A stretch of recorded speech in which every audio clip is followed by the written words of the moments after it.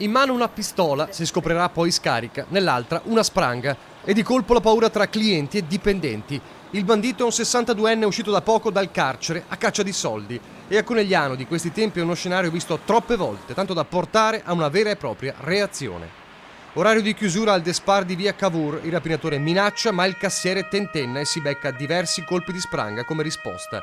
Una violenza che scuote i presenti, ma la rabbia supera il panico e i clienti si scagliano sul bandito ancora intento a picchiare il dipendente. Siamo a pochi metri dalla sala da tè rapinata solo qualche giorno fa e l'eco del rapinatore seriale della farmacia arrestato dalla polizia sempre in questi giorni è ancora forte.